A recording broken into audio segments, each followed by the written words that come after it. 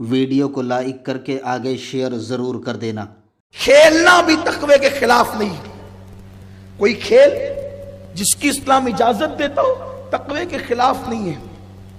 ایک مرتبہ مسلمانوں کے بچے کھیل رہے تھے، کچھ نئے مسلم آئے، کہنے لگے یا رسول اللہ ہمارے بچے کھیل رہے ہیں۔ فرمایا کھیلنے دو تاکہ دنیا کو پتا چلے کہ ہمارے مذہب کے اندر رہبانیت نہیں ہے، ہم عبادت کے وقت عبادت کرتے ہیں اور کھیل کے وقت جائز کھیل کی اجازت بھی دیتے ہیں۔ تو حضور علیہ السلام نے خود کئی ایسے کھیل اختیار فرمائے جیسے کہ تیراکی کرنا۔ حضور علیہ السلام جب بچپن میں مدینہ منورہ گئے تھے اپنی امی کے ساتھ، تو مدینہ کے ننھے ننھے بچوں کے ساتھ 6 سال کی عمر میں کنویں میں حضور تیراکی فرماتے تھے۔ پھر اس کے بعد تیر اندازی، کشتی، یہ سب کھیل تھے اس دور کے جو جسم کو مضبوط کرتے تھے۔ اب تو جسم کو مضبوط کرنے والے کھیل ہی نہیں رہ گئے، اب تو روح کو کمزور کرنے والے کھیل ایجاد ہو گئے۔ تو بہرحال میں یہ کہہ رہا تھا کہ انجوائے کی اجازت اسلام جتنی دیتا اتنا کوئی مذہب نہیں دیتا۔ اوروں کے یہاں ہنس نہیں سکتے، ہمارے یہاں تو مسکرانا بھی صدقہ ہے۔ مجھے پتا ہے کہ سردی کا موسم ہے، لیکن یہ بات کہہ رہا ہوں کہ مسکرانا بھی، اب میں یہ آپ کو نہیں کہوں گا کہ آپ سبحان اللہ اس پہ سبحان اللہ سبحان اس اللہ لیے کہ سبحان اللہ کہنا بھی صدقہ ہے۔ سبحان اللہ۔ اب ذرا میں آپ کو دیکھ کے مسکرا دوں، آپ بھی مجھے دیکھ کے مسکرا دے تاکہ مجھے بھی صدقے کا اور آپ کو بھی صدقے کا ثواب مل جائے۔ سبحان اللہ۔ اس کا مطلب ہمیشہ مسکراتے رہیں۔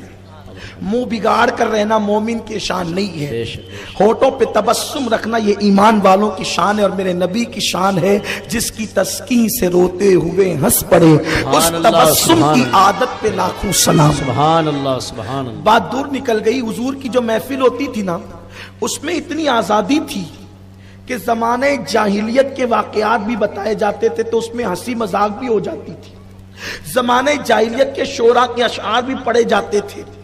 یہ اسلام ہے، یعنی کہ ایک انجمن کے اندر ہر چیز تھی، وہاں آخرت کی فکر میں رونا بھی ہوتا تھا اور وہاں کبھی کبھی ہنسنا بھی ہوتا تھا، مسکرانا بھی ہوتا تھا، یہ سب چیزیں ہوتی تھی۔ اسلام میں اتنی انجوائے کی اجازت ہے مسلمانوں، میرے بھائیوں آپ کو حیرت ہوگی کہ صحابہ کرام آپس میں اتنا پیار کرتے تھے کہ جب وہ تربوز کھاتے تھے تو ان کی محفلوں کا تذکرہ یوں بھی آیا ہے کہ کسی محفل میں انہوں نے تربوز کھائے اور تربوز کے چھلکے مذاق میں ایک دوسرے کو پھینک کر کے مارے۔ یہ بھی ملتا ہے اسلام میں، اسلام میں یہ بھی ملتا ہے۔ حضور اپنی بیویوں کے ساتھ دوڑ لگاتے تھے، کبھی حضور کی بیویاں آگے نکل جاتی تھی، کبھی حضور آگے نکل جاتے تھے، اور جب حضور آگے نکلتے تھے تو مسکرا کے کہتے تھے کہ کل آپ نکل گئی تھی یا پہلے آپ نکل گئی تھی اور آج ہم آگے نکل گئے۔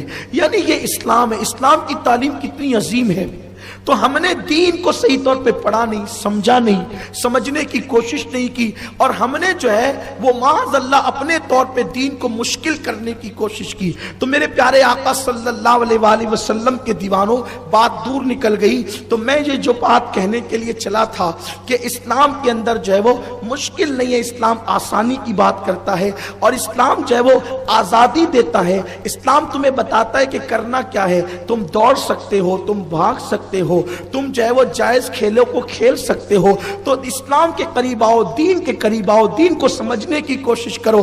مغربی تہذیب گندگی کو تمہارے اندر فیشن کے نام پر عام کر رہی ہے۔ تو میرے پیارے آقا صلی اللہ علیہ وآلہ وسلم کے دیوانوں بات یہاں سے چلی تھی۔ ویڈیو اگر اچھا لگا ہو تو لائک کر کے آگے شیئر ضرور کر دینا۔